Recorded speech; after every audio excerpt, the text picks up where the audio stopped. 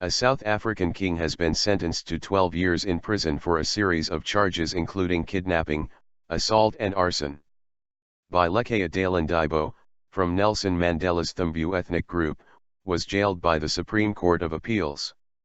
He had approached the SCA to overturn a 2009 court ruling on the matter, which had sentenced him to 15 years. The charges relate to a dispute he had with some of his subjects more than 2 decades ago. He was accused of kidnapping a woman and her 6 children, setting their home on fire and beating up 4 youths, one of whom died, because one of their relatives had failed to present himself before the king's traditional court.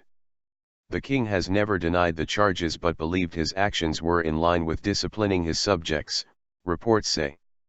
In Bloemfontein in the Free State province, a panel of judges looked at his case in August and the evidence presented before sentencing.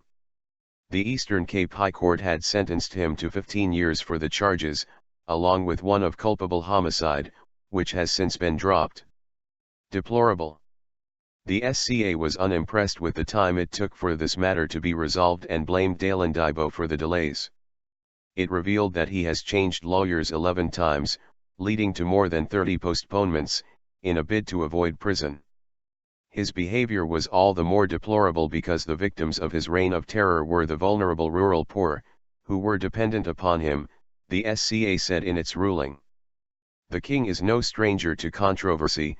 He left the ruling African National Congress and joined the main opposition Democratic Alliance in July 2013, after publicly insulting President Jacob Zuma.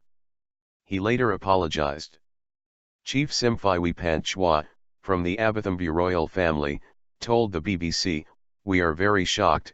He is a senior member of the royal family, so there is a big sense of loss and uncertainty. We do not want this to destabilize the royal house, so we will be watching the developments with keen interest," he said.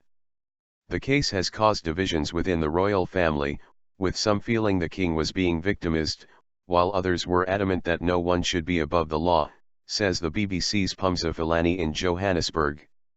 With the seat soon to be vacant, they are expected to look at appointing a new successor, who is likely to be the king's 23-year-old son, our correspondent says. Dalindyebo has 2 days to report to prison.